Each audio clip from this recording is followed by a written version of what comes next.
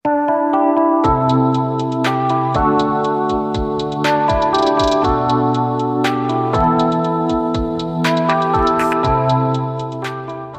Student, आप सबका स्वागत है आपके अपने यूट्यूब चैनल पर। हम कक्षा 10 के अंदर माध्यमिक शिक्षा बोर्ड के अंदर 4 अप्रैल को होने वाले एग्ज़ाम के ऊपर जो प्रश्न पत्र हमने बनाए हैं उस पत्र के ऊपर हम चर्चा कर रहे थे।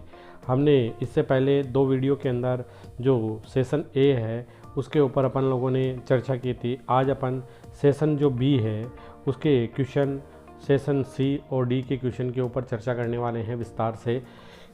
क्वेश्चन नंबर जो 4 है, जो सेशन नंबर 2 के खंड ब के अंदर आप लोगों से पूछा जाएगा, जिसके अंदर प्रश्न क्रमांक 4 से लेकर के और 16 तक जो प्रश्न हैं सारे प्रश्न 2-2 अंक के हैं। तो इन प्रश्नों के ऊपर अपन चर्चा करने वाले हैं। तो जो प्रश्न क्रमांक 4 है, जिसके अंदर अब 2 प्रश्न आप लोगों को दे रखे हैं कि संख्याओं 6 और 20 के अभाज्य गुणनखंड विधि से HCF और LCM ज्ञात कीजिए। तो अपन को इनका HCF और LCM है वो अपन लोगों को ज्ञात करना है।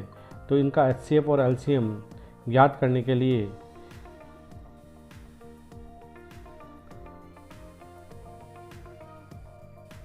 जो 20 और 6 दो संख्या आपको 6 है और 20 है, इनका अगर अभाज्य गुणनखंड करेंगे तो 6 का अभाज्य गुणनखंड हमारे पास आता है 2 × 3 और 20 का अभाज्य गुणनखंड आता है 2 × 2 × 5।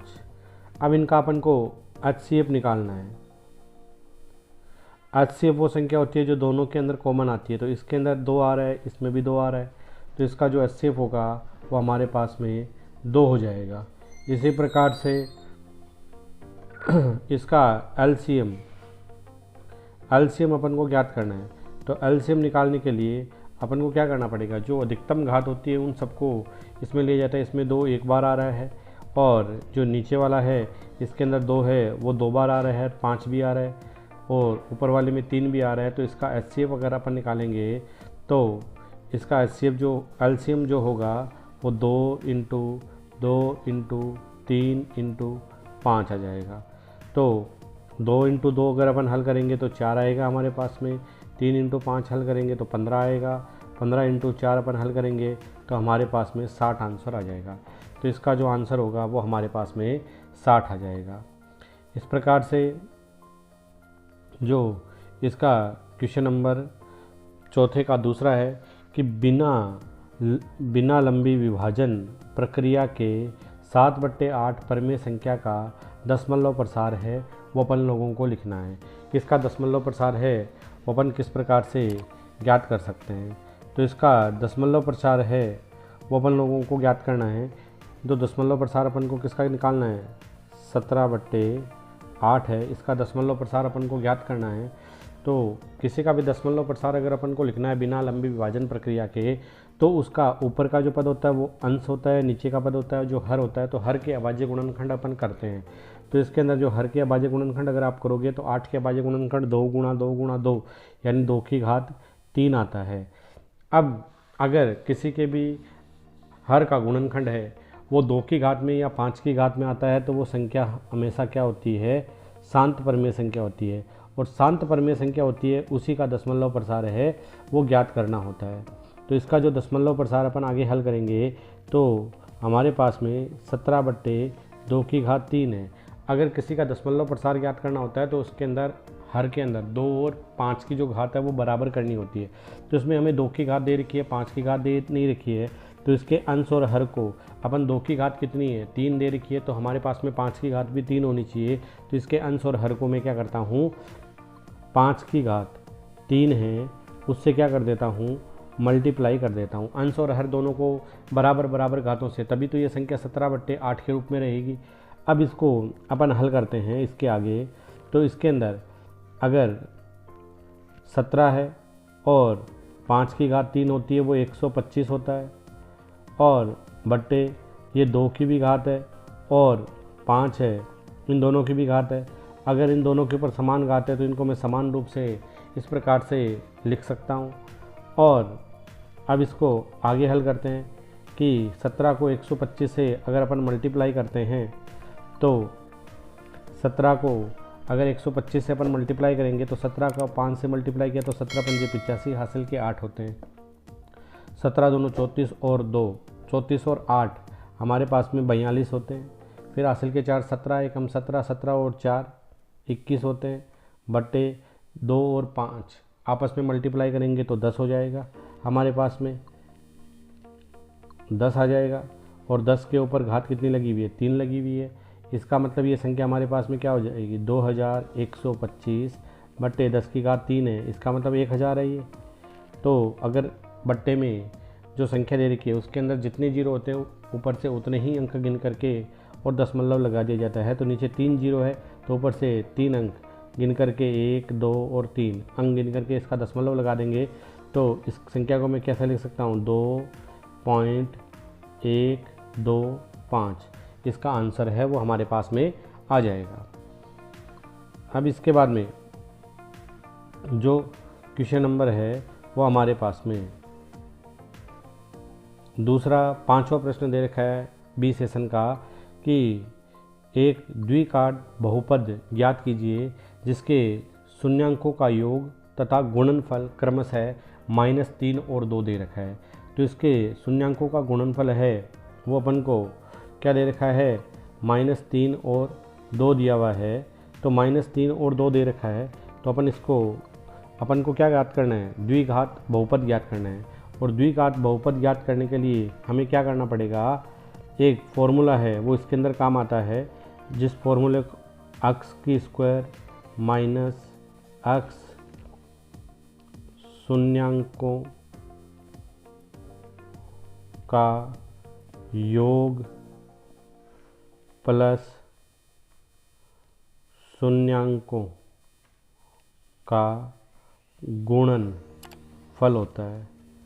शून्यांकों का गुणनफल बराबर 0 लगाया जाता है। तो इस फॉर्मूले की सहायता से अपन इसको हल करते हैं तो हमारे पास में जो x है जिसकी वैल्यू हमारे पास में x स्क्वायर है माइनस x है, शून्यांकों का योग अपन को इस प्रश्न में दे रखा है -3 है और जो गुणनफल है वो 2 दे रखा है, बराबर में 0 आ जाएगा। तो इसको अपन हल करेंगे तो x स्क्वायर का x स्क्वायर, ये माइनस और माइनस ब्रैकेट के आपस में हल होंगे तो x माइनस x को -3 से गुणा करेंगे तो प्लस के 3x और प्लस के 2 बराबर 0।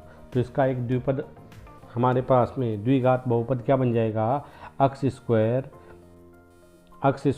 प्लस 3x प्लस 2 है वो बन जाएगा। अब इसके बाद में प्रश्न क्रमांक है वो हमारे पास में 6 नंबर क्वेश्चन क्या दे रखा है कि 3 वर्ष पूर्व रहमान की आयु वर्षों में उसका व्युत्क्रम और अब से 5 वर्ष पश्चात आयु के व्युत्क्रम का योग 1/3 है। तो उनकी वर्तमान आयु है वो अपन को ज्ञात करनी है। तो इसकी वर्तमान आयु अपन को ज्ञात करनी है। तो इसकी वर्तमान आयु ज्ञात करने के लिए अपन इस प्रश्न को आगे देखते हैं कि 3 वर्ष पूर्व रहमान की आयु का व्युत्क्रम, तो माना रहमान की वर्तमान आयु है वो x वर्ष मान ली, ठीक है ना। और अपन को इसकी जो आयु है वो x वर्ष हमने ले ली और इसके बाद में इसकी अपन को क्या कह रहा है कि 3 वर्ष पूर्व, तो 3 वर्ष पूर्व उसकी जो आयु होगी वो क्या आ जाएगी हमारे पास में, वो हमारे पास में आ जाएगी x - 3 यानी 3 साल पहले की आयु x - 3 वर्ष होगी। और 5 वर्ष पश्चात जो आयु है वो हमारे पास में 5 साल बाद में क्या होगी, x + 5 वर्ष हो जाएगी। अब अपन को जो प्रश्नानुसार है वो आगे अपन को क्या कह रहा है, प्रश्नानुसार अपन को कह रहा है कि इनके आयु का व्युत्क्रम, तो किस आयु का, 3 वर्ष पूर्व की जो आयु है उसका व्युत्क्रम का मतलब उसको बट्टे में लिखना होता है x - 3 प्लस 1/3 x प्लस 5। इनका योग हमारे पास में कितना दे रखा है, इसका योग हमें दे रखा है 1/3 दे रखा है। अब इनको अपन इनका एलसीएम लेते हैं। इनका एलसीएम अगर अपन लेंगे तो हमारे पास में एलसीएम क्या आएगा, x माइनस 3 और x प्लस 5 आएगा, बराबर में 1/3 है जैसा का जैसा। x माइनस 3 से x माइनस 3 कैंसिल हो जाएगा, x प्लस 5 है उसको 1 से मल्टीप्लाई करेंगे तो x प्लस 5 आएगा, बीच में प्लस है, x प्लस 5 से x प्लस 5 कैंसिल हो जाएगा और उसको x माइनस 3 से मल्टीप्लाई करेंगे तो x माइनस 3। तो हमारे पास में जो मान आएगा कि यहाँ पर जो x है वो कितनी बार है, दोनों प्लस है तो 2x, एक 5 प्लस का है, माइनस के 3 है तो प्लस के 2 बचेंगे, बटे इनको अपन मल्टीप्लाई करते हैं तो x को x से करेंगे तो x square plus 5x minus 3x और माइनस के 15 बराबर 1/3 आ जाएगा। इसके बाद में अपन इनको हल करते हैं तो इसके अंदर हमारे पास में 2x प्लस 2 बटे x square plus 2x minus के 15 बराबर 1/3 आ जाएगा। फिर अपन इसको क्या करेंगे, वज्र गुणा करेंगे। तो वज्र गुणा करेंगे तो 3 है वो किससे गुणा हो जाएगा, 2x प्लस 2 से गुणा होगा और 1 से किसको गुणा करना पड़ेगा, x स्क्वायर माइनस प्लस के 2x माइनस के 15 है। इनको अगर अपन आपस में गुणा करते हैं तो हमारे पास में 2x को 3 से गुणा करेंगे तो हमारे पास आएगा 6x प्लस 6 बराबर x स्क्वायर प्लस के 2x और माइनस के 15। अब इन सबको एक तरफ पक्षानंदन करते हैं तो हमारे पास में आ जाएगा x स्क्वायर प्लस के 2x माइनस के 15 माइनस के 6x माइनस के 6 इक्वल 0। अब इसके बाद में इसके अंदर x स्क्वायर प्लस के 2x और माइनस के 6x है। अगर इनको अपन हल करते हैं तो हल करने पर हमारे पास में क्या बच जाएगा, यहाँ पर x स्क्वायर माइनस के 4x और माइनस के 21 बराबर 0। इसके बाद में इसको आप लोग द्विघात समीकरण से एक बराबर हमारे पास में 1 है, b बराबर -4 है और जो c बराबर है वो माइनस के 21 है। और आप इसको द्विघाती जो सूत्र है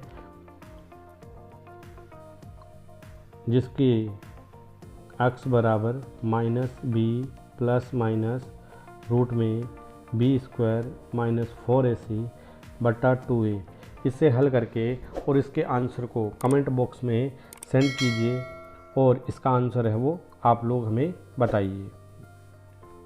इसके बाद में है वो क्वेश्चन नंबर है आगे वाला, अपन को 7 नंबर क्वेश्चन दे रखा है। उसमें दे रखा है कि अपन को त्रिभुज ABC समरूप है, वो हमारे पास में त्रिभुज DEF है और उनके क्षेत्रफल क्रमशः 64 सेमी स्क्वायर और 121 सेमी स्क्वायर अपन को दे रखे हैं। यदि EF बराबर 15.4 सेमी हो तो BC का मान अपन को ज्ञात करना है। तो इसके अंदर अपन को क्या क्या वैल्यू दे रखी है कि अपन को दे रखा है कि त्रिभुज ABC है वो समरूप दे रखा है त्रिभुज DEF के, और अगर दो त्रिभुज समरूप होते हैं तो उनके जो क्षेत्रफल होते हैं वो हमेशा उनकी संगत भुजाओं के वर्गों के बराबर होते हैं। अर्थात जो एरिया है वो ABC है बटा एरिया DEF है वो किसके बराबर होगा, इसमें BC बटा EF है उसके स्क्वायर के बराबर होता है। तो हमारे पास में एरिया ABC, जो एरिया ABC है उसका मान हमें प्रश्न में क्या दे रखा है, 64 सेमी दे रखा है, और एरिया DEF है उसका मान अपन को दे रखा है 121। अपन को इसके अंदर BC का मान दिया हुआ नहीं है, अपन को EF है उसका मान दे रखा है 15.4 और इसका होल स्क्वायर हो जाएगा। अब अगर इसका स्क्वायर अपन हटाते हैं तो 64 और 121 है, इन दोनों का स्क्वायर हटेगा तो 64/121 है, उनका भी अपन को क्या लेना पड़ेगा, एलसीएम लेना पड़ेगा। तो अपन इनका एलसीएम लेते हैं कि 64/121 है तो ये क्या आ जाएगा हमारे पास में BC बटा 15.4 है, वो हमारे पास में 15.4 हमारे पास में आ जाएगा। अब 64 और 121 है, इसका वर्गमूल हमारे पास में 8/11 होता है। ये BC बटे 15.4, अपन को BC का मान निकालना है, तो 15.4 है, उसको अपन पक्षानुमान करते हैं, तो ये इधर गुणा भाग में है तो गुणा में आ जाएगा। तो हमारे पास में क्या आ जाएगा 8 गुणा 15.4/11। अब इस 11 और बराबर BC आ जाएगा। अब अपन को BC का मान निकालना है, तो BC बराबर क्या आ जाएगा, अपन क्या करते हैं इसके अंदर जो 11 है उससे 15.4 को कैंसिल करते हैं, तो 11 के टेबल से इसमें एक बार जाएगा, फिर 4 बच के पॉइंट है तो 0.4 इसके अंदर आ जाएगा। तो हमारे पास में क्या आ गया मान 8 गुणा 1.4 आ जाएगा। अगर अपन इसको हल करेंगे तो 8 को 4 से गुणा किया, 8 चौके 32, 8 एकम 8 और 3 11। अपन को एक अंक के बाद में पॉइंट लगाना है, तो हमारे पास में क्या आ जाएगा इसका आंसर 11.2 सेमी इसका आंसर है, वो हमारे पास में BC का मान आ जाएगा।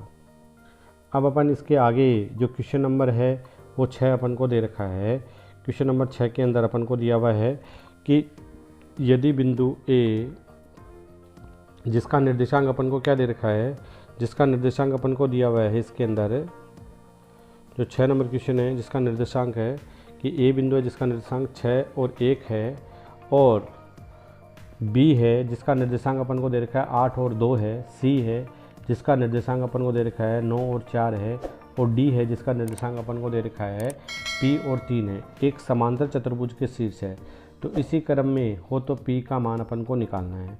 तो अपन को इसके अंदर P की वैल्यू निकालनी है, तो हमें प्रश्न में दे रखा है एक समांतर चतुर्भुज इस प्रकार से दे रखा है, और समांतर चतुर्भुज है उसके शीर्ष अपन को दे रखे हैं A है, B है, C और D। अपन को A बिंदु है जिसका निर्देशांक दे रखा है 6 और 1 दे रखा है, और जो B बिंदु है जिसका निर्देशांक 8 और 2 दे रखा है। अपन को C बिंदु है जिसका निर्देशांक 9 और 4 दे रखा है, और अपन को D बिंदु है जिसका निर्देशांक P और 3 दिया हुआ है। तो अपन को हम जानते हैं कि समांतर चतुर्भुज के जो विकर्ण होते हैं वो परस्पर एक दूसरे को समद्विभाजित करते हैं। तो ये जो O बिंदु, यहाँ जो बिंदु ये एक दूसरे को प्रतिच्छेद करेंगे, O बिंदु है ये, इस बिंदु का निर्देशांक है वो दोनों, चाहे ये AC का मध्य बिंदु और BD का भी मध्य बिंदु होगा। तो इस बिंदु का निर्देशांक अगर अपन ज्ञात करते हैं तो इसका निर्देशांक XY आता है, तो AC का भी निर्देशांक A और C का भी निर्देशांक है वो हमारे पास में XY आएगा, और BD का निर्देशांक है वो भी हमारे पास में XY आएगा। तो अपन को इनकी मध्य बिंदु की जो परिमेयिका है वो अपन काम आएगी x बराबर x1 प्लस x2 बटा 2। सबसे पहले अपन AC की बात करते हैं, तो AC में x1 और x2 क्या है हमारे पास में AC है, उसके अंदर जो x1 और x2 हमारे पास में दे रखा है, x का मान है 6 और x2 का मान है वो 9 है, तो 6 प्लस 9 बटा 2। तो इसको अपन हल करेंगे तो हमारे पास में जो मान आएगा वो 15/2 आ जाएगा। इसी प्रकार से अपन इसके आगे है वो अपन को किसका BAC जो है उसके y बिंदु का निर्देशांक अपन को ज्ञात करना है। तो y बिंदु के अंदर y1 का मान 1 है और y2 का जो मान है वो 4 है, तो जो y बराबर हमारे पास में आएगा y1 प्लस y2 बटा 2। तो y1 हमारे पास में दे रखा है 1, y2 दे रखा है 4/2, तो इसका निर्देशांक हमारे लिए क्या आ गया 5/2। अर्थात हमारे लिए जो मध्य बिंदु O है जिसका निर्देशांक हमारे लिए क्या आ गया 15/2 और 5/2 आ गया। BD के लिए भी वही मान आएगा, तो BD के लिए अपन इसके मान की चर्चा करते हैं आगे। तो जो BD है जिसके अंदर x1 और x2 हमारे पास में क्या दे रखा है, x बराबर हमारे पास क्या आएगा x1 प्लस x2 बटा 2। तो BD का जो x1 का मान तो है वो हमारे पास में 8 है, और जो x2 है वो हमारे पास में P है बटे 2 आ जाएगा। तो इसका x है वो ओ बिंदु का जो अक्ष निर्देशांक है उसके बराबर आएगा। तो उसका मान हमारे पास में क्या आ रहा था, 15/2 आ रहा था। तो इससे अपन इसको हल करते हैं, तो इनको वज्र गुणा अगर अपन करेंगे तो 8 प्लस पी है वो हमारे पास में क्या आ जाएगा, 15/2 गुणा 2 हो जाएगा। तो 2 से 2 कैंसिल हो जाएगा। तो हमारे पास में क्या आ जाएगा, 8 प्लस पी बराबर 15 आ गया। तो पी बराबर क्या आ जाएगा, 15 माइनस 8 बराबर 7। तो पी का जो वैल्यू है वो हमारे पास में, पी का जो निर्देशांक है वो हमारे पास में 7 आ जाएगा। फिर है क्वेश्चन नंबर 9। क्वेश्चन नंबर 9 है वो हमें दे रखा है कि एक समतल जमीन पर खड़ी मीनार की छाया उस स्थिति में 40 मीटर है वो अधिक लंबी हो जाती है जब सूर्य का 49 कोण 60 डिग्री से घट करके 30 डिग्री हो जाता है। तो मीनार की ऊंचाई है वो अपन लोगों को ज्ञात करनी है। तो इसके अंदर मीनार की ऊंचाई है वो अपन को ज्ञात करने के लिए अपन इसको सबसे पहले इसका डायग्राम है वो अपन लोग बनाते हैं कि हमें सबसे पहले एक समकोण त्रिभुज बनाना है। इसके अंदर एक समतल के ऊपर एक मीनार खड़ी है और मीनार की छाया उस स्थिति में 40 मीटर लंबी हो जाती है जब सूर्य का 49 कोण, यानी सबसे पहले इसका जो कोण है वो पहले कितना था और अब कितना हो गया। पहले इसका कोण था वो 60 डिग्री था और अब इसका कोण है वो 30 डिग्री हो गया है हमारे लिए, ठीक है ना। और उस स्थिति में यहाँ से यहाँ तक की जो लंबाई है वो 40 मीटर है वो बढ़ चुकी है। और पहले ये दूरी थी वो हमारे पास में अक्ष मीटर थी और इसकी ऊंचाई है वो हमने मान ली h मीटर है। इसको कोई नाम दे दिया, त्रिभुज A है, B है, यहाँ C है और यहाँ D है। तो अपन को, और इसके अंदर ये जो B कोण है वो 90 डिग्री का अपन को दे रखा है। तो अपन को याद करना है कि मीनार की ऊंचाई है वो हमारे पास में कितनी होगी।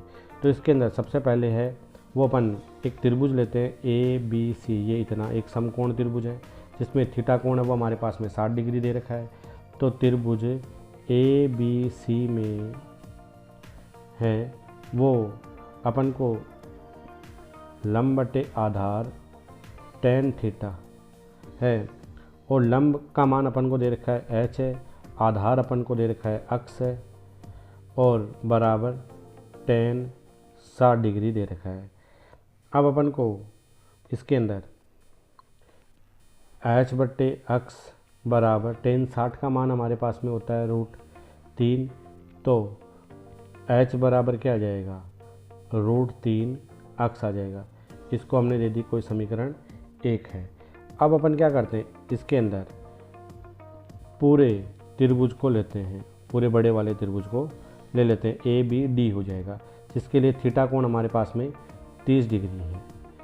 तो अब इस त्रिभुज को लेते हैं तो इसके लिए आधार क्या हो जाएगी हमारे पास, अक्ष प्लस 40 हो जाएगी क्योंकि यहाँ से यहाँ तक अक्ष है, फिर आगे 40 दे रखे तो अक्ष प्लस 40 और ऊंचाई इसके लिए कितनी होगी, h मीटर ही होगी।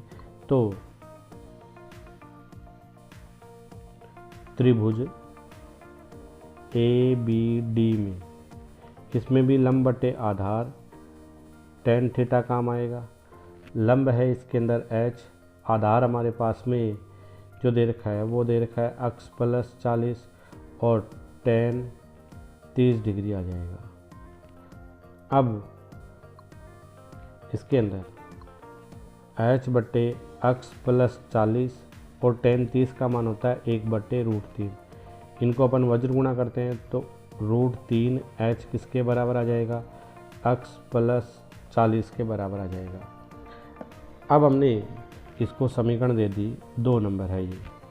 अब समीकरण जो 1 थी हमारे पास वो क्या थी, h बराबर √3 अक्ष था और यहाँ पर जो है वो h बराबर √3 बराबर अक्ष प्लस 40 है। तो अपन समीकरण 1 व 2 से, समीकरण 1 व 2 से बात करते हैं। तो जो समीकरण 1 है उसके मान को समीकरण 2 के अंदर मैं रख देता हूँ। तो ये √3 का √3, वहाँ h का मान भी √3 अक्ष है बराबर अक्ष प्लस 40। तो इसको अपन हल करेंगे तो हमारे पास को √3 को √3 से हल करते हैं तो क्या आता है, 3 अक्ष बराबर अक्ष प्लस 40, 3 अक्ष माइनस अक्ष बराबर 40। तो 2 अक्ष बराबर क्या आ जाएगा, 40 आ जाएगा।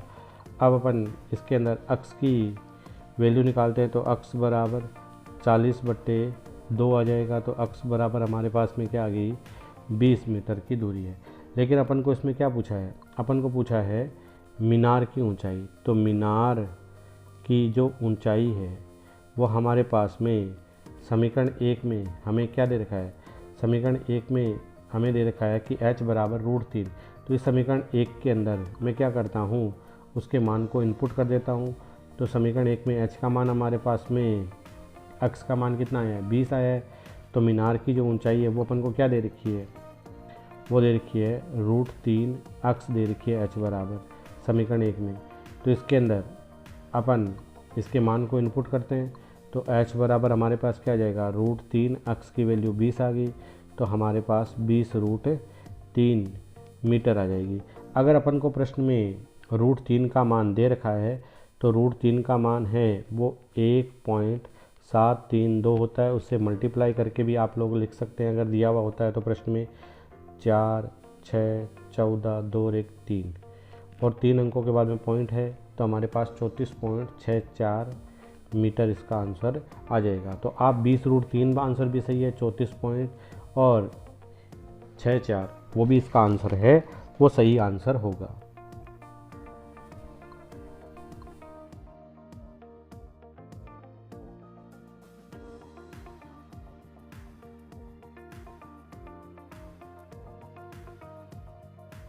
क्वेश्चन नंबर 10 है, वो हमारे पास में दे रखा है कि अपन को एक 3 सेमी त्रिज्या का एक वर्त बनाकर केंद्र O पर OA और OB त्रिज्याएं हैं वो परस्पर 120 डिग्री के कोण बनाती है।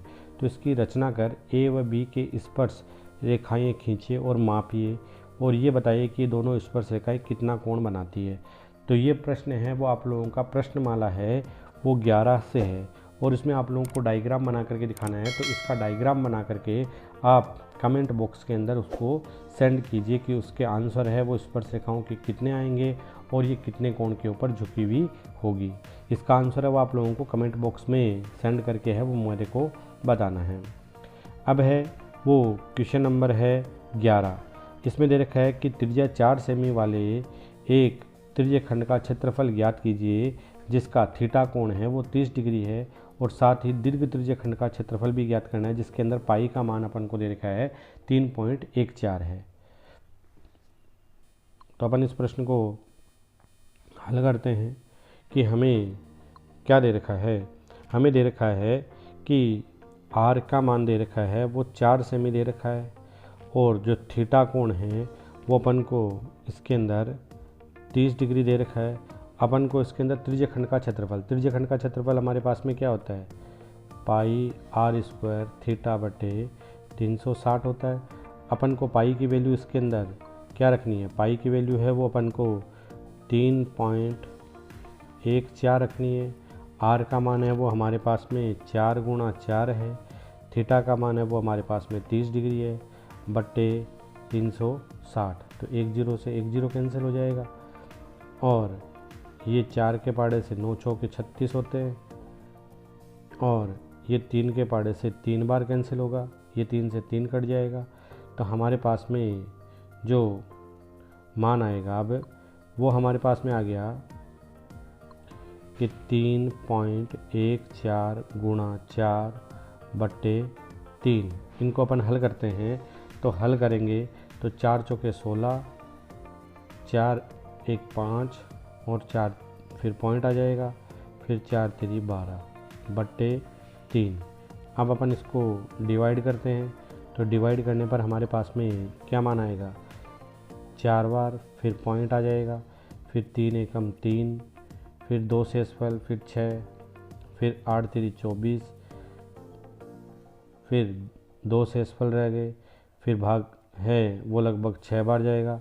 तो इसका मान है वो लगभग अपन लिख सकते हैं 4.19 सेमी स्क्वायर। अब अपन को इसके अंदर आगे प्रश्न में दे रखा है कि इसके दीर्घ त्रिज्यखंड का क्षेत्रफल भी अपन को निकालना है।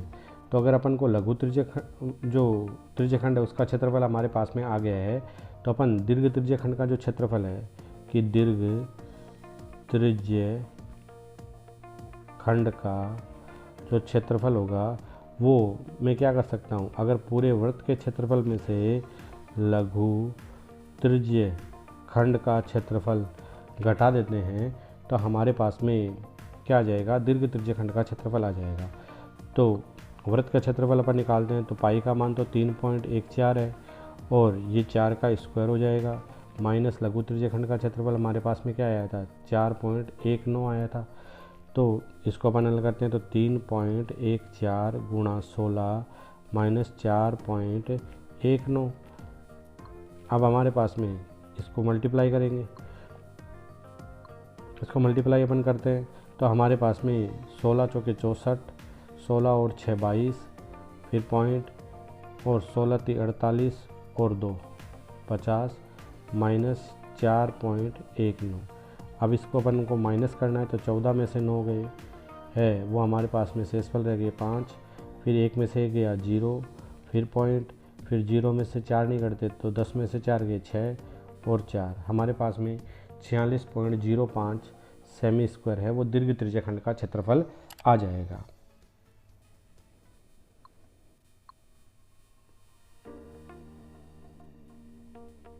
अब क्वेश्चन नंबर 12 दे रखा है अपन को, वो दे रखा है कि दो घनों में से प्रत्येक का आयतन है वो 64 सेमी क्यूब है, तो इनके संलग्न पृष्ठों को मिलाकर के एक ठोस बनाया जाता है, तो प्राप्त घनाभ का पृष्ठीय क्षेत्रफल है वो अपन को ज्ञात करना है। ये माध्यमिक शिक्षा बोर्ड के एग्जाम में कई बार इसको कई तरीके से इसको पूछा गया है, जिसके अंदर आप लोगों को यहाँ 64 सेमी क्यूब है उसके जगह 8 सेमी क्यूब है या इसके जगह 27 सेमी क्यूब है, वो देकर के भी इसको पूछा जा सकता है। तो इसको अपन हल करते हैं आगे कि हमें जो मान दे रखा है कि घन का जो आयतन है वो अपन को क्या दे रखा है, 64 सेमी क्यूब दे रखा है। तो आयतन का सूत्र होता है वो भुजा क्यूब बराबर 64 दे रखा है, तो 64 है, इसका अगर अपन घनमूल निकालेंगे यहाँ पर अपन को भुजा बराबर क्या आ जाएगा, 64 होता है वो 4 का घनमूल होता है, तो इससे हमारे पास में जो भुजा क्या आ जाएगी, 4 सेमी आ जाएगी। और अब इसके अंदर क्या कह रहा है कि दो घन है और घन का प्रत्येक फलक होता है वो प्रत्येक पृष्ठ होता है वो एक वर्ग होता है, तो इसके अंदर ऐसे दो घन हैं उनको मैं आपस में सटा करके रखूँगा तो हमारे पास में जो आकृति बनेगी वो एक घनाभ बन जाएगी। ये भुजा भी इसकी 4 है, ये भी 4, ये भी 4, ये भी 4 है, ये भी 4 है और ये भी, ये सब भुजाएं 4-4 सेमी की है घन की, सभी भुजाएं बराबर होती है। अगर इनसे अपन जोड़ करके एक घना बनाएंगे तो उसकी लंबाई है वो हमारे पास में कितनी आ जाएगी, 8 आ जाएगी, लेकिन उसकी चौड़ाई और ऊंचाई है वो हमारे पास में 4-4 सेमी ही रहनी है। तो हमारे पास में जो घनाभ बना है उस घनाभ की जो लंबाई होगी वो तो 8 सेमी हो गई और उसकी जो चौड़ाई है वो 4 सेमी रहनी है और उसकी जो ऊंचाई है वो भी 4 सेमी रहनी है। अब अपन को इसका पृष्ठीय घनाभ का पृष्ठीय क्षेत्रफल निकालना है, जिसका फॉर्मूला हमारे पास में होता है 2 गुणा LB plus BH plus HL। इस फॉर्मूले की सहायता से अपन इसको हल करते हैं तो हमारे पास में 2 गुणा लंबाई 8 इंटू चौड़ाई 4 है, चौड़ाई और ऊंचाई दोनों बराबर है 4-4 प्लस 4 इंटू 8 हो जाएगा। अब अपन इसको हल करते हैं तो हमारे पास में 2, 4 इंटू 8 32, 4 इंटू 4 16, 4 इंटू 8 32, तो 2 32 32 64, 64 और 6 70 80 आ जाएगा। तो क्या मान आ गया, 160 सेमी स्क्वायर है वो इसका आंसर है, वो हमारे पास में आ जाएगा। अब इसके बाद में है वो क्वेश्चन नंबर है वो 13 है। यदि एक गांव की ढाणी में 25 परिवारों का प्रतिदिन व्यय निम्न बारंबारता बंटन में दिया हुआ है, इसमें आप लोगों को प्रत्यक्ष विधि के द्वारा परिवारों का माध्य है वो ज्ञात करना है। तो इसके अंदर जो अपन को वर्ग अंतराल के रूप में प्रतिदिन व्यय रुपये अपन को उसकी सारणी दे रखी है, वो दे रखी है 25 से 35 है, 35 से 45 है, 45 से 55 है और 55 से 65 है और 65 से 75 दे रखी है और इनका जो बारंबारता है उसकी सारणी अपन को परिवारों की संख्या क्या दे रखी है 3, 7, 6, 6 और 3 दे रखी है। अब अपन को इनका क्या निकालना है, अपन को इनका प्रत्यक्ष विधि है उसके द्वारा माध्य निकालना है। तो उसके लिए सबसे पहले मध्यमान निकाला जाता है अक्साई और 25 और 35 है, इसका जो मध्यमान है वो हमारे पास में क्या आएगा 25 और 35 होता है, इसका मध्यमान है वो हमारे पास में आता है 30। इसी प्रकार से इनके बीच में 10-10 का अंतर है तो 10-10 इसमें जोड़ते जाओ 40 फिर 50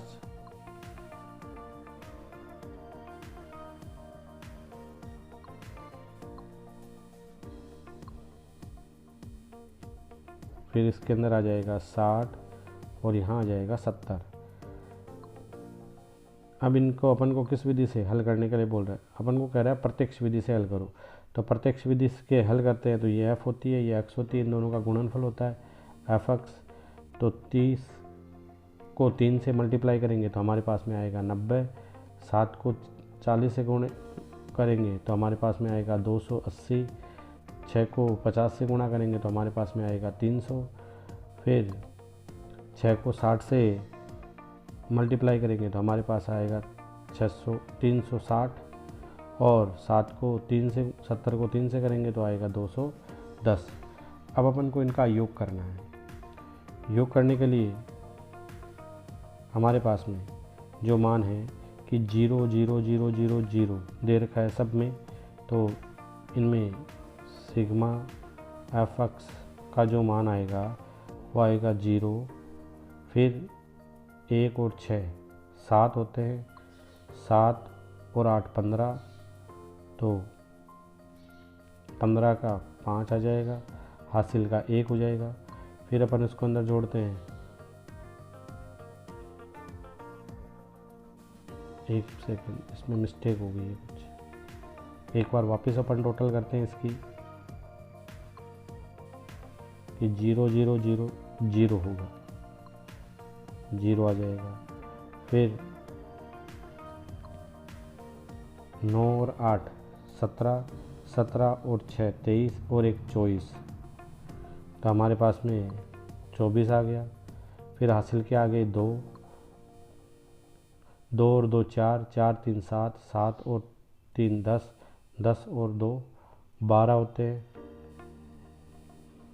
तो यहाँ पर मान आ जाएगा 1240। और अपन को इसका जो सिग्मा fi है उसमें परिवारों की संख्या कितनी दे रखी है 25 दे रखी है।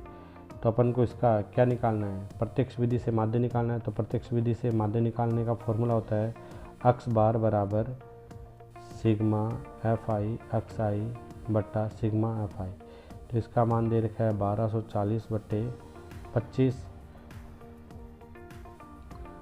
तो इसके अंदर अपन डिवाइड करते हैं तो 124 में 25 का भाग है वो 4 बार जाता है। फिर हमारे पास में 24 शेष रह गए, उतारा 0। 240 में 25 का भाग है वो 9 बार जाता है, जिसके अंदर हमारे पास में 225 आ गए। 225 है, शेष पल 15 रह गए, 15 है उसमें भाग जाता नहीं है तो पॉइंट लगा दिया। फिर 150 में 25 का भाग है वो 6 बार जाता है, तो 49.6 जो रुपए है वो क्या आ जाएगा, इनके अंदर प्रतिदिन का व्यय रुपए है वह है वो आ जाएगा। अब इसके बाद में क्वेश्चन नंबर है वो 14 अपन को दे रखा है। एक डिब्बे में 5 लाल कंचे, 8 सफ़ेद कंचे हैं और 4 हरे कंचे हैं। इस डिब्बे में से एक कंचा यादृच्छिक निकाला जाता है तो इसकी प्रायिकता क्या होगी कि वह लाल होगा या हरा नहीं है। तो अपन को इस प्रश्न के अंदर दिया हुआ है कि एक डिब्बा है, उस डिब्बे के अंदर अपन को 3 प्रकार के, एक दे रखा है रेड का जिसके कंचों की संख्या अपन को दे रखी है 5, और एक वाइट दे रखा है जिसके कंचों की संख्या अपन को दे रखी है 8, और एक अपन को ग्रीन दे रखा है जिसके कंचों की संख्या अपन को दे रखी है 4, तो अपन को तीनों का जो टोटल है वो 5 + 8 प्लस और 4, इन सब को अपन जोड़ेंगे तो हमारे पास में क्या आ जाएगा, 17 आ जाएगा। अब अपन को इसमें क्या पूछा है, अपन को आगे पूछा है इसके अंदर कि लाल रंग के कंचे की प्रायिकता। तो कंचा होने की प्रायिकता पूछी, यानी अनुकूल परिणाम बट्टे कुल परिणाम, इसका फॉर्मूला होता है। तो इसके अंदर अपन को लाल रंग के कंचों की संख्या होती है वो 5 है, कुल कंचे हमारे पास में 17 है, तो इसकी 5/17 है वो प्रायिकता हो जाएगी। फिर अपन को इसके अंदर आगे पूछा है कि हरा नहीं है, तो हरा नहीं होने की अपन को जो प्रायिकता है वो पूछी गई है कि, तो सबसे पहले अपन हरा होने की प्रायिकता निकालते हैं। तो हरे रंग के कंचे होने की प्रायिकता वो क्या होगी, हरे रंग के कंचों की संख्या हमारे पास में 4 है, तो अनुकूल परिणाम बट्टे कुल परिणाम, तो 4/17 इसके होने की आएगी। अब अपन को इसके हरा नहीं होने की प्रायिकता पूछी है, तो इसके लिए हमारे पास में फॉर्मूला होता है PE + PE बार बराबर 1। तो PE है वो घटना होने की होती है और PE बार है वो घटना नहीं होने की होती है। तो हमारे पास में होने की जो प्रायिकता है वो हमें क्या दे रखी है, होने की प्रायिकता हमें दे रखी है 4/17 + PE बार बराबर 1। तो अपन को PE बार का मान निकालना है, तो 1 - 4/17 आ जाएगा। इसका अपन को क्या लेना पड़ेगा, एलसीएम लेना पड़ेगा। तो PE बार हमारे पास में क्या आ जाएगा, 17 एलसीएम आ गया, तो 17 - 4 13/17 है वो हरा नहीं होने की प्रायिकता है वो हमारे पास में आ जाएगी। फिर है क्वेश्चन नंबर, वो हमारे पास में आगे वाला है 15 नंबर क्वेश्चन है। वो अपन को दे रखा है कि एक चांदी के घनाभ की विमाएँ हैं वो 8 सेमी × 9 सेमी × 11 सेमी को पिघला कर समान त्रिज्या के 7 गोले बनाए जाते हैं। तो चांदी के गोलों की त्रिज्या वो अपन को ज्ञात करनी है। तो चांदी के गोलों की त्रिज्या है वो अपन को निकालनी है। तो इसके लिए अपन को क्या करना पड़ेगा, इसके अंदर कि अपन को चांदी के घनाभ की, जो चांदी का घनाभ है जिसका हमको दिया हुआ है चांदी के घनाभ, तो चांदी का जो घनाभ है उसका आयतन अपन को दे रखा है, वो क्या दे रखा है, अपन को दे रखा है 8 × 9 × 11 सेमी क्यूब। इसको पिघला करके क्या बनाया जाता है, 7 चांदी के गोले बनाए जाते हैं। तो इनका जो आयतन है वो किसके बराबर होगा, 7 चांदी के गोलों के आयतन के बराबर होगा। तो 7 गोलों का जो आयतन है वो किसके बराबर आ जाएगा, अगर घनाभ को पिघला करके बनाएंगे तो घनाभ के आयतन के बराबर ही होगा, 8 × 9 × 11 के बराबर ही आएगा। अब अपन को इसके अंदर आगे दे रखा है कि एक गोले का आयतन अपन निकालते हैं। तो एक गोले का आयतन 7 गोला है हमारे पास में, एक गोले का आयतन 4/3 πr³ होता है, और ये 8 × 9 × 11 है जैसा का जैसा आएगा। अब अपन इसके अंदर है वो r की वैल्यू अपन को निकालनी है। तो इन सबको पक्षानंदन अपन करेंगे तो हमारे पास में जो मान है वो πr³ अपन एक बार इस और रख देते हैं, 8 × 9 × 11, ये 3 भाग में है तो गुणा में आ जाएगा, 7 और 4 गुणा में है तो वो भाग में आकर के गुणा हो जाएंगे। फिर 4 से 8 है वो 2 बार कैंसिल हो जाएगा। तो हमारे पास में जो मान है वो क्या आ जाएगा, वो हमारे पास में जो आ जाएगा 2 × 9 × 11 × 3/7, और इसके बराबर में हमारे पास में पाई की वैल्यू है वो 22/7 × r³। इस 22/7 को भी अपन क्या करते हैं, पक्षानंदन करते हैं। तो हमारे पास में क्या मान आ जाएगा, r³ बराबर 2 × 9 × 11 × 3 बट्टे 7 और ये 7 ऊपर चला जाएगा, 22 नीचे आ जाएगा, 7 से 7 कैंसिल हो जाएगा, 11 से 22 2 बार, इस 2 से ये 2 कैंसिल हो जाएगा। तो हमारे पास में जो मान आ गया वो शेष क्या रह गया, r³ बराबर 9 इंटू 3 रह गया, जिनको अपन हल करते हैं तो गुणा करेंगे तो 27। तो हमारे पास में जो r³ है इसका मान क्या आ गया 27। तो अपन को r की वैल्यू निकालनी है तो इसका घनमूल निकालेंगे 27 का। तो 27 का जो घनमूल है वो हमारे पास में क्या आता है 3 आता है। तो इसकी जो त्रिज्या है वो हमारे पास में गोले की क्या आ जाएगी, प्रत्येक गोले की त्रिज्या है वो 3 सेमी आ जाएगी। अब इसके बाद में है वो क्वेश्चन नंबर है वो 16, ये अपन को दे रखा है। फिर सेशन बी है उसका क्वेश्चन नंबर 16 है, जो अपन को दे रखा है कि 4 सेमी, 5 सेमी और 6 सेमी त्रिज्याओं वाले एक त्रिभुज की रचना करो। तो सबसे पहले आपको इस प्रकार से एक त्रिभुज बनाना है, फिर इसके एक समरूप एक अन्य त्रिभुज की अपन को रचना करनी है जिसकी भुजा अपन को दिए हुए त्रिभुज की 3/5 हो। तो उसके अंदर क्या किया जाता है, इसके अंदर अपन करते हैं कि सबसे पहले इसमें एक न्यून कोण इस प्रकार से खींचते हैं जिसके अंदर अपन को इसके अंदर भुजाओं के अनुपात 3:5 दे रखे हैं। तो इसके ऊपर इस प्रकार से हमें सबसे पहले 5 चाप काटने हैं, बट्टे में 5 दे रखा है तो उससे इसको मिलाना है, फिर यहाँ से ऐसे चाप काटना है, फिर तीसरे पे चाप काटना है, इसके बराबर का एंगल इस पर लगा करके और इसके समानांतर एक रेखा खींचनी है, फिर यहाँ कोण बना करके उतना का उतना कोण यहाँ बना करके इसके समानांतर इस प्रकार से इसके अंदर एक समरूप जो त्रिभुज है उसकी रचना करके आप लोग मेरे को कमेंट बॉक्स में बताओगे। अब इसके बाद में जो अगला है वो हमारे पास में है वो सेशन सी है। सेशन सी के अंदर अपन को जो पहला प्रश्न है वो दे रखा है जिसमें अपन को दिया हुआ है कि यदि किसी एपी के प्रथम 14 पदों का योग है वो 1050 है तो इसका प्रथम पद है वो ए है, तो इसका 22वां पद अपन को ज्ञात करना है। तो इसके 22वें पद को अपन को ज्ञात करना है तो अपन को प्रश्न में दिया हुआ है वो क्या दे रखा है, प्रश्न में अपन को दे रखा है कि प्रथम 14 पद यानी S14 है उसका मान अपन को दे रखा है 1050 है, और पहला जो पद है वो अपन को दे रखा है 10 है, और अपन को ए 22वां जो पद है वो अपन को ज्ञात करना है।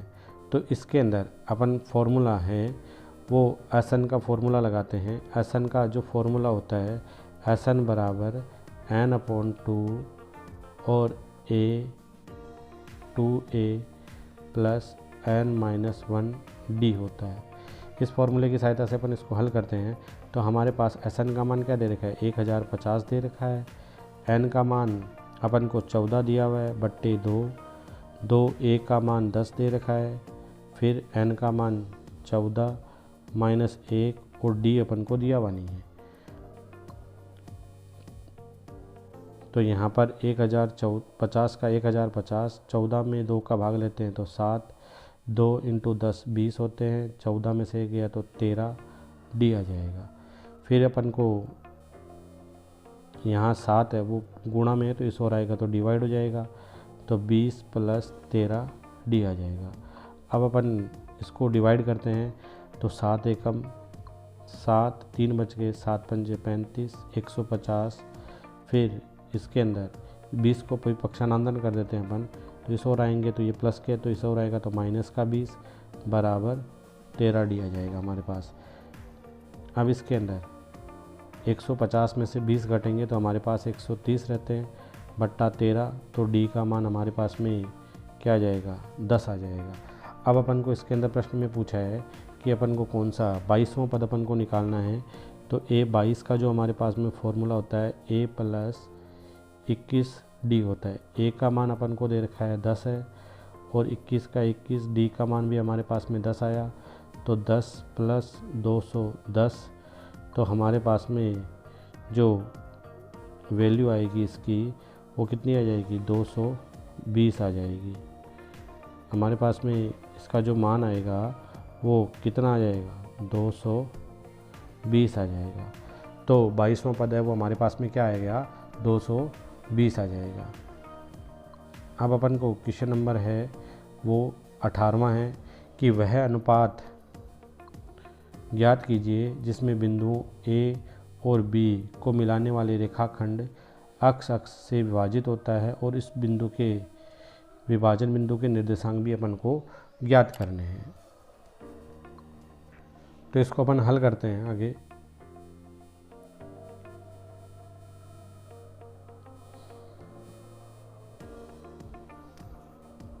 इसमें अपन को प्रश्न के अंदर है वो दिया हुआ है कि अपन को एक रेखाखंड है, उसके ऊपर ए और बी बिंदु अपन को दे रखा है, जिसके निर्देशांक अपन को दे रखे 1 और -5 और एक दे रखा है -4 और 5 और एक कोई बिंदु है मान लीजिए P जो अक्ष पर काट रहा है। इसका मतलब अक्ष का निर्देशांक तो अक्ष होगा, लेकिन y का निर्देशांक हमेशा क्या होता है, उसके लिए 0 होता है। तो अपन को इसके अंदर पूछा है कि अनुपात ज्ञात करना है। तो मान लिया m1 अनुपात m2 है, वो हमने k अनुपात 1 है, तो इस k अनुपात 1 लेकर के अपन इसके मान को निकालते हैं। तो हमारे पास में y का निर्देशांक अपन को दे रखा है, तो y का निर्देशांक अपन को दे रखा है, तो इसलिए अपन y वाला फॉर्मूला लगाते हैं, m1 y2 plus m2 y1 बटा m1 प्लस m2। तो इसके अंदर y की वैल्यू है वो हमें दे रखी है 0 और m1 का मान है वो k है और जो y2 है वो हमारे पास में दे रखा है 5 1 और y1 है वो हमें दे रखा है -5 बटा k प्लस 1। अब इस पद को k प्लस 1 को पक्षांतरण करके 0 की ओर ले जाऊंगा, तो 0 से किसी को भी मल्टीप्लाई करते हैं तो k प्लस 1 को भी 0 से मल्टीप्लाई करेंगे तो 0 हो जाएगा और हमारे पास में क्या आ जाएगा 5k माइनस 5 आ जाएगा, जो हमारे पास में 5k माइनस 5 आ जाएगा। तो ये तो 0 हो गया। अब ये 5k माइनस 5, तो हमारे पास में 5k बराबर क्या आ जाएगा, 5 इस ओर आएगा तो माइनस का 5 प्लस का 5, तो k बराबर हमारे पास में क्या वैल्यू आ जाएगी, k बराबर हमारे पास में 5/5 अर्थात 1 आ गया। तो हमें k अनुपात 1 है वो हमारे पास 1:1 ही आएगा। तो हमारे पास m1 अनुपात m2 क्या आ जाएगा, 1:1 आ जाएगा। अब अपन को इसके अंदर y बिंदु का निर्देशांक भी अपन को ज्ञात करना है। अक्ष बिंदु का निर्देशांक, तो अक्ष बराबर क्या होता है m1 x2 plus m2 x1 बटा m1 प्लस m2। अब हमारे पास m1 और m2 है वो तो क्या दे रखे हैं 1:1 ही है, तो 1 और x1 और x2 हमारे पास क्या दे रखे हैं -4 प्लस 1, x1 का मान है वो 1 है, 1 प्लस 1 तो -4 और 1 को अपन मल्टीप्लाई करेंगे तो -4 और 1 को 1 से करेंगे तो 1/2, तो हमारे पास में क्या आ गया -3/2। तो हमारे पास में अक्ष का जो निर्देशांक है वो क्या आ जाएगा -3/2। तो उस बिंदु का निर्देशांक वो हमारे पास में अक्ष की वैल्यू क्या आ जाएगी -3/2 और 0 आ जाएगी। अब इसके बाद में है वो क्वेश्चन नंबर है वो 19, वो अपन को दे रखा है अपन को कि दी गई आकृति में O एक वृत्त का केंद्र है और जिसके बाह्य बिंदु K से वृत्त पर 2 स्पर्शरेखाएं KR और KS खींची गई है। तो सिद्ध करना है कि KR और KS है वो आपस में बराबर है। तो ये एक प्रश्नमाला 10 पॉइंट जो 10वीं प्रश्नमाला है उसके अंदर एक प्रमेय अपन को दे रखी है कि बाह्य बिंदु से वृत्त पर खींची गई स्पर्शरेखाएं हैं वो समान होती है। तो इसको अपन हल करके देखते हैं। तो इसके अंदर हमारे पास में क्या दे रखा है कि एक वृत्त दिया हुआ है और इसके ऊपर 2 इस प्रकार से स्पर्शरेखाएं अपन को बाह्य बिंदु से K से जो स्पर्शरेखा है वो KS और KR दे रखी है और इसका जो केंद्र बिंदु है वो O दे रखा है। अपन को इसमें KS और KR ये बराबर करनी पूछी है। तो इसके अंदर रचना होगी। सबसे पहले तो जो दिया हुआ है वो आप लोग लिखोगे, सिद्ध करना है वो लिखोगे। फिर इसमें एक रचना का बिंदु आएगा कि S को O से और R को O से मिलाएंगे और O को K से भी मिलाएंगे। ये रचना करनी पड़ेगी अपन को। फिर इसके अंदर उत्पत्ति के चरण है वो अपन लिखते हैं। तो उपपत्ति, इसके अंदर अपन 2 त्रिभुज इसके अंदर लेंगे और त्रिभुज का नाम अपन लेंगे, एक तो KSO व त्रिभुज KRO, 2 त्रिभुज लेंगे। इन 2 त्रिभुजों के अंदर हमें पता है कि OS है वो OR के बराबर है। क्यों बराबर है? ये त्रिज्याएं हैं इसकी, और कोण OSK है वो बराबर है कोण ORK के। क्यों बराबर है? क्योंकि वर्त की स्पर्श रेखा त्रिज्या पर समकोण बनाती है, लंब बनाती है, तो ये समकोण है इसमें, इसलिए बराबर है। और तीसरी इसके अंदर दे रखी है वो OK बराबर OK है, वो उभयनिष्ठ भुजा है। तो हमारे पास में इसके अंदर जो नियम काम आएगा सर्वांग समता का, RHS समकोण कर्ण भुजा सर्वांग समता का नियम काम आएगा। उस नियम से जो त्रिभुज है वो हमारे पास में त्रिभुज KSO बराबर एवं सर्वांग सम हो जाएंगे KRO के। तो CPCT से, CPCT का मतलब होता है सर्वांग सम त्रिभुजों के संगत अवयव बराबर होते हैं। CPCT से क्या आ जाएगा, KS है वो KR के बराबर हो जाएगी। यही बात अपन को इस प्रश्न के अंदर सिद्ध करके दिखानी थी। इसके बाद में जो क्वेश्चन नंबर है वो आगे वाला अपन को दे रखा है।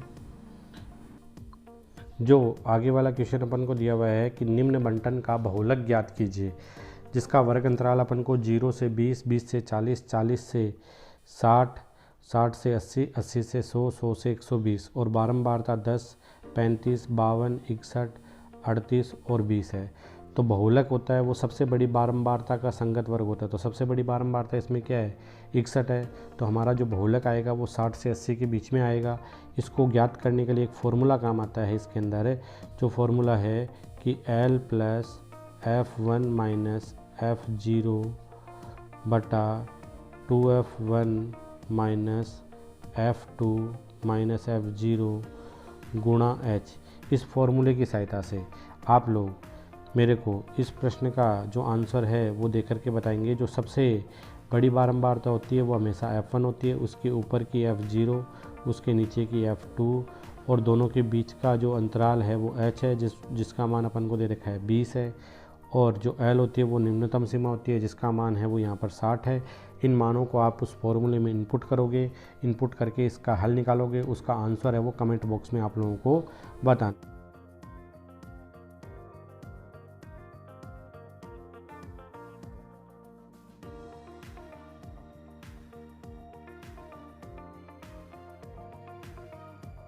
अपन खंड द सेशन नंबर D है उसके ऊपर चर्चा करने वाले हैं।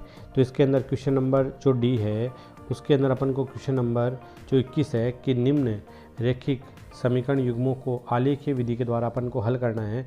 तो इसको सबसे पहले अपन को ग्राफ की विधि के द्वारा इसको हल करके अपन लोगों को बताना है। तो इसके अंदर अपन इसको हल करेंगे तो हमारे पास में जो प्रश्न है वो अपन को दिया हुआ है, वो दे रखा है कि 2x माइनस वाई माइनस 2 बराबर 0 है। तो अपन इसके अंदर y की वैल्यू निकालते हैं, y को पक्षानंदन करते हैं। तो हमारे पास में y बराबर क्या आ जाएगा, 2x माइनस 2 आ जाएगा। अब इसके अंदर अपन क्या करते हैं कि x का मान इनपुट करते हैं और y का मान है वो हमें प्राप्त होता जाएगा। तो हम सबसे पहले एक कॉलम बना लेते हैं। इस कॉलम के अंदर अपन को कम से कम 2 या 3 मान हैं वो अपन को निकाल करके दिखाने हैं। एग्ज़ाम में 2 मान भी आप निकाल करके बता सकते हैं। अब इसके अंदर जो x की वैल्यू है वो x की वैल्यू मैं क्या रखता हूँ, 0 रखता हूँ। तो 2 गुणा 0 माइनस 2, तो 0 माइनस 2 हमारे पास में क्या आया, माइनस 2 आया। किसकी वैल्यू आई है, वो हमारे पास में y की वैल्यू आ जाएगी। तो y की वैल्यू हमारे पास में क्या आई, माइनस 2 आई। तो x की वैल्यू हमने क्या रखी, 0 रखी। तो y की वैल्यू हमारे पास में माइनस 2 आई। इसी प्रकार से इसके अंदर मैं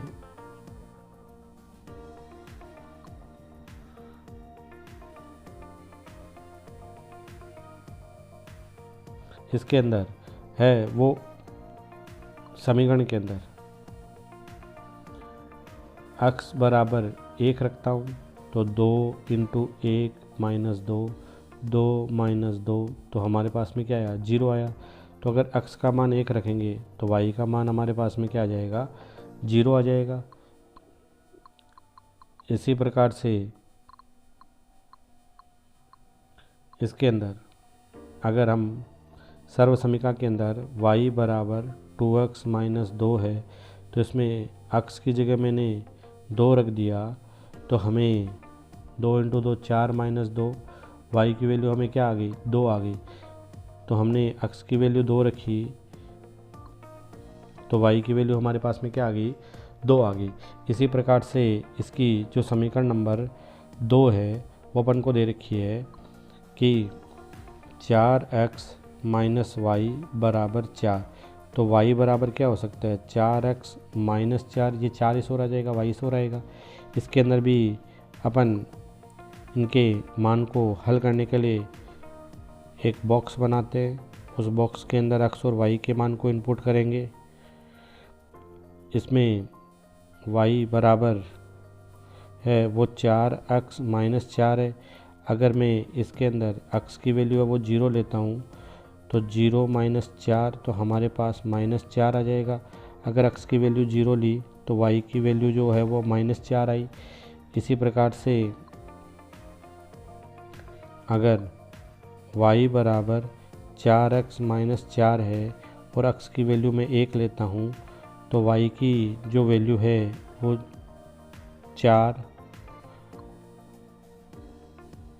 4 माइनस 4 0 आ जाएगी। तो यहाँ हमने x की वैल्यू क्या ली, 1 ली, तो y की वैल्यू है वो हमारे पास में 0 आई। इसी प्रकार से y बराबर 4x माइनस 4 है। अगर हमने x की वैल्यू है वो 2 ली तो हमारे पास में क्या आया, 8 माइनस 4, 4 आ गया।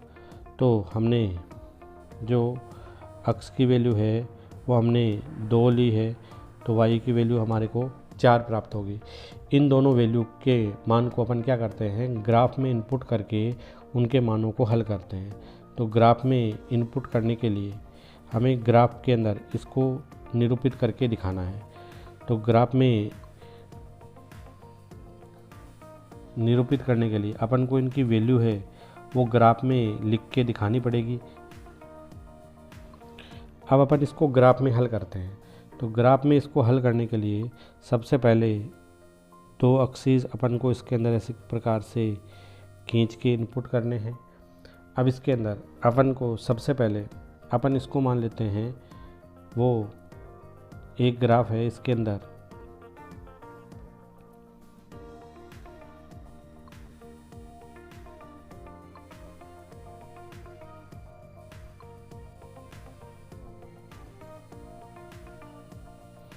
इस प्रकार से अपन इसको, ये जो है वो इसका मूल बिंदु है, ये अक्ष अक्ष है और ये अक्ष देश है, और इसको अपन इस प्रकार से ऊपर तक करते हैं। ये हमारे पास में y है और ये हमारे पास में y डैश सिरा है। अब अपन को इनके मानों को इनपुट करके अपन को दिखाना है। अक्ष अक्ष पर अपन पैमाना अपन को इस प्रश्न के अंदर लिख करके दिखाना है। पैमाने में ये 1, यहाँ 2 ले लिया, यहाँ 3 है, यहाँ 4 है। इसी प्रकार से 1 माइनस का माइनस के 2 माइनस के 3 माइनस के 4,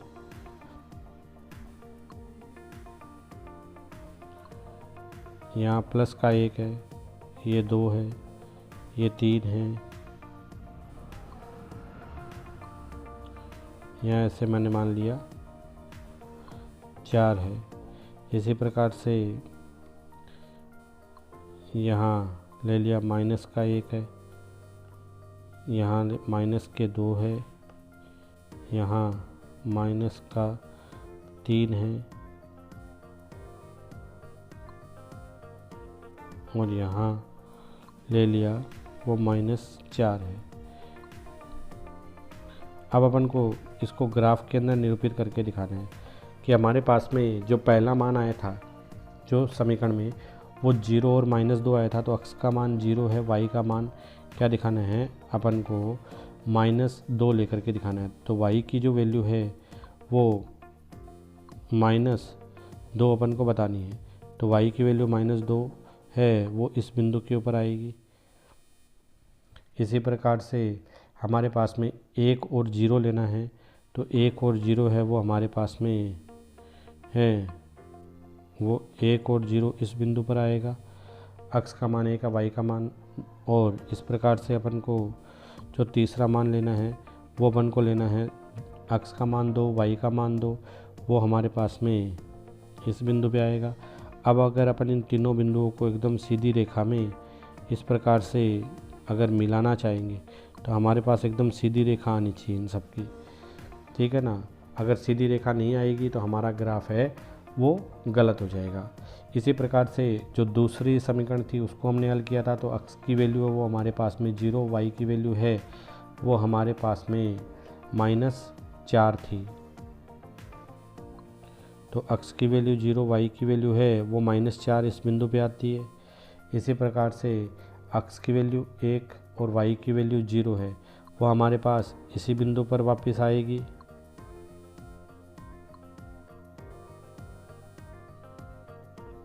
और इसके बाद में है वो x की वैल्यू 2 और y की वैल्यू जो 4 है, ये x की वैल्यू 2 और y की वैल्यू 4 है, वो हमारे पास में इस बिंदु पर आएगी। अगर अपन इन बिंदुओं को आपस में इस प्रकार से मिलाते हैं तो आपस में इनको मिलाने पर इस प्रकार से ग्राफ है वो क्या करेगा, इस प्रकार से आपस में प्रतिच्छेद करेगा। तो जिस बिंदु पर ग्राफ है वो आपस में प्रतिच्छेद करके अपन को दिखा रहा है वही इसका आंसर होगा। तो इसका आंसर हमारे पास में क्या रहा है, 1 और 0 पर ये दोनों ग्राफ एक दूसरे को प्रतिच्छेद करते हैं। इनके ऊपर इनके निर्देशांक और इनकी समीकरण है वो भी अपन को ग्राफ पे लिख करके दिखानी है। इसी प्रकार से इसका अथवा का ग्राफ है वो भी आप लोग हल कीजिए और वो रेखाएं प्रतिच्छेद करती है, संपाती है या समानांतर आती है, किस प्रकार की आती है उसका मान मेरे को कमेंट बॉक्स में लिख करके ज़रूर बताइए। अब इसके बाद में है वो क्वेश्चन नंबर है वो इसका 22 नंबर क्वेश्चन है। वो अपन को दे रखा है कि सिद्ध कीजिए कि √1 + sin a बटा 1 - sin a बराबर sec a + tan a है। तो हम हल करते हैं इसको। तो हमारे पास में क्या दे रखा है, √1 + sin a बटा 1 - sin a। अगर अपन को इस प्रकार से दे रखा है तो अगर रूट में दिया हुआ है तो उसका हर का परमीकरण किया जाता है। परमीकरण करने के लिए अपन को रूट का रूट में रखना पड़ेगा, बट्टे में अगर प्लस में है तो माइनस से, माइनस है तो प्लस से। तो यहाँ माइनस दे रखी है तो 1 + sin a बटा 1 + sin a से इसको मल्टीप्लाई करते हैं। तो ऊपर वाला 1 + sin a और 1 + sin a है वो क्या बन जाएगा, इसके अंदर 1 + sin a का होल स्क्वायर हो जाएगा। और नीचे वाली एक सर्वसमीका है 1 + sin a और 1 - sin a है, तो वो एक सर्वसमीका के रूप में आ जाएगा a का स्क्वायर माइनस b का स्क्वायर साइन स्क्वायर a हो जाएगा, और ये रूट का रूट आ जाएगा। अब 1 का स्क्वायर 1 होता है, साइन स्क्वायर का साइन स्क्वायर होता है, तो हमारे पास में इसको हल करने पर जो मान आएगा वो आएगा 1 + sin a है उसका होल स्क्वायर बटा 1 - sin स्क्वायर a, और इसका रूट का रूट आ जाएगा। अब 1 - sin स्क्वायर है a वो हमारे पास में होता है कोस स्क्वायर a, तो हम इसकी जगह क्या लिख सकते हैं, रूट का रूट में आएगा 1 + sin a इसका स्क्वायर है बटा यहाँ आ जाएगा कोस स्क्वायर a, इनका अगर स्क्वायर हटाएंगे तो हमारे पास में रूट हट जाएगा, 1 प्लस साइन ए बटा कोस ए आ जाएगा।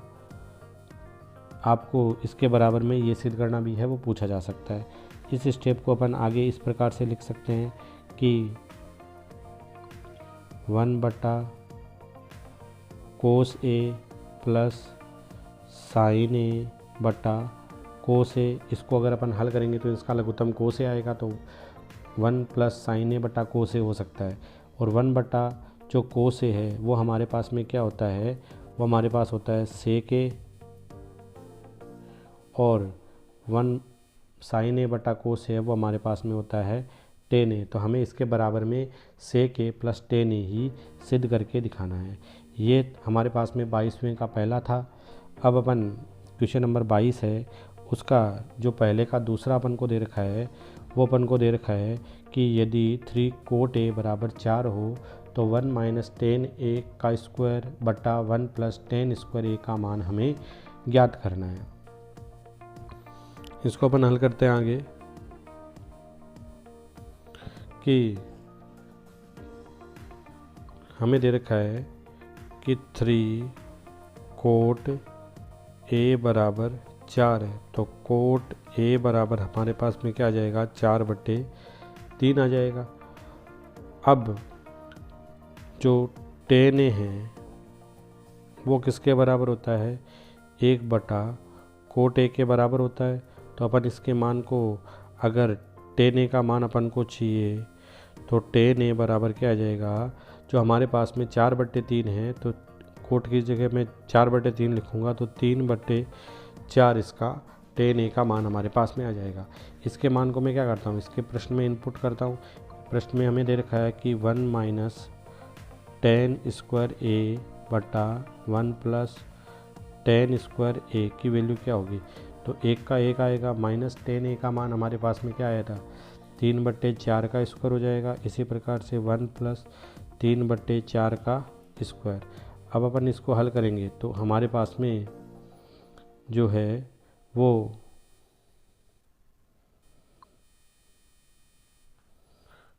मान है वो क्या आ जाएगा, 1/1 माइनस 3 का स्क्वायर 9/16। इसी प्रकार 1/1 माइनस प्लस हो जाएगा 9/16। अब अपन अगर इसको हल करते हैं आगे तो हमारे पास में ऊपर वाले का लघुत्तम 16 आएगा। 1 का भाग 16 में 16, 16 को 1 से मल्टीप्लाएंगे तो 16 माइनस 9/16 प्लस 9/16, 16 से 16 कैंसिल हो जाएंगे। तो हमारे पास में जो मान आएगा वो मान क्या आ जाएगा, 16 में से 9 गए तो हमारे पास में बचते हैं 7, और 16 प्लस 9 कितने हो गए, 25। तो 7/25 है वो इसका आंसर आ जाएगा। तो इस प्रकार से इसका जो क्वेश्चन नंबर अथवा का जो दूसरा अपन को दे रखा है, इसके अंदर वो दे रखा है कि सिद्ध कीजिए कि कोस ए प्लस साइन ए प्लस 1 प्लस साइन ए बटा कोस ए बराबर 2 सेक ए। और इसका दूसरा दे रखा है कि कोस 3a बराबर साइन ए माइनस 34 हो, तो जहाँ 3a एक न्यून कोण है तो कोण ए का मान ज्ञात कीजिए। इन दोनों की जो वैल्यू है वो निकाल करके, पहला है वो तो सिद्ध करना है, दूसरे की ए की वैल्यू क्या आएगी वो कमेंट बॉक्स में आप लोग ज़रूर बताइए। इसके बाद में है वो क्वेश्चन नंबर 23 है कि एक जीवन बीमा एजेंट 100 पॉलिसी धारकों की आयु के बंटन के लिए निम्नलिखित आंकड़े ज्ञात करता है। तो माध्यक आयु का परिकलन अपन को करना है। यहाँ पर आयु अपन को दे रखी है 20 से कम, 25 से कम, 30 से कम, 35 से कम, और इनके साथ में पॉलिसी धारकों की संख्या दे रखी है। अगर आपको किसी भी प्रकार की कोई भी से कम या से अधिक से संबंधित सारणी दे रखी है तो उसमें जो भी बारंबारता बंटन सारणी दी हुई होती है वो हमेशा CF दी हुई होती है। तो यहाँ अपन को इसको इसकी सही प्रकार के क्रम के अंदर इसको व्यवस्थित करके दिखाना है। यहाँ बीच में जो अंतराल है वो अपन को क्या क्या दे रखा है, इनके अंदर बीच बीच में 5-5 का अंतराल दे रखा है।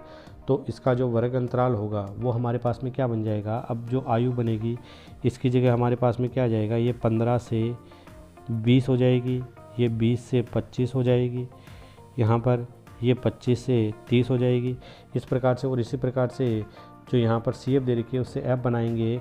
तो एफ बनाने के लिए आप लोगों को सी एफ और एफ में पहला पद सेम होता है, तो 2 का 2, 6 में से 2 घटेंगे तो 4, 24 में से 6 घटेंगे तो 18, 45 में से 24 घटेंगे तो 21, 78 में से 45 घटेंगे तो 33, और इसी प्रकार से 89 में से 78 घटेगा तो हमारे पास में आएगा 11, और 92 में से 89 घटेंगे तो हमारे पास में जो मान आएगा वो आएगा 3, 98 में से 92 घटाएंगे तो हमारे पास में आएगा 6, और 100 में से 98 घटाएंगे तो हमारे पास में वैल्यू आएगी 2। ये हमारे पास में जो मान बनेगा वो मान किसका आ जाएगा, वो मान है वो हमारे पास में f आ जाएगी। अब आप लोगों के वर्ग अंतराल भी इसके अंदर इस प्रकार से 15 से 20, 20 से 25, 25 से 30, 30 से 35, 35 से 40, 40 से 45, 45 से 50, 50 से 55 और 55 से 60 बन जाएगी, f बन जाएगी। सी एफ हमें दे रखी है, तो इससे हम माध्यक निकाल सकते हैं। इस प्रकार से माध्यक निकालने के लिए अपन लोगों को क्या करना पड़ता है, सबसे पहले जो कुल योग इसके अंदर दे रखा है वो हमारे पास में पॉलिसी धारकों की संख्या 100 दे रखी है, तो 100/2 यानी 50, 50 से ठीक बड़ी जो सी एफ है वो इसके अंदर हमारे पास में क्या दे रखी है, 78 दे रखी है। तो इसके जो सामने का जो वर्ग अंतराल होगा यानी 35 से 40, उस वर्ग अंतराल को लेकर के और इसकी बारंबारता वाला जो वर्ग अंतराल है वो लेकर के, और इसका फॉर्मूला है वो हमारे पास में माध्यक ज्ञात करने का जो फॉर्मूला होता है वो क्या होता है, माध्यक ज्ञात करने का फॉर्मूला होता है L + n/2 - CF/F/H। इस फॉर्मूले की सहायता से आप इसका माध्यक ज्ञात कीजिए और जो आंसर आता है उसको कमेंट बॉक्स में बताइए। अब इसके बाद में इसका जो अथवा क्वेश्चन अपन को दे रखा है कि निम्नलिखित सारणी एक स्कूल की कक्षा 10 के 50 विद्यार्थियों के गणित में प्राप्तांक अंकों को दर्शाती है, जिसका माध्यक आपको दे रखा है 52.5 है। तो इसके अंदर लुप्त बारंबारता x और y की वैल्यू निकालनी है। तो वही फॉर्मूला जो अभी ऊपर वाले प्रश्न में हमने बताया है माध्यक ज्ञात करने का, उसी फॉर्मूले की सहायता से आप लोग इसको हल कीजिए और इसमें x और y की वैल्यू क्या आती है वो हमें कमेंट बॉक्स में सेंड करके ज़रूर बताइए। और अगर किसी के पास में मेरे व्हाट्सअप नंबर है तो उन व्हाट्सअप नंबर पर भी आप लोग इसके मैसेज को भेज करके और मेरे को बता सकते हैं। तो इसी के साथ goodbye, thank you very much.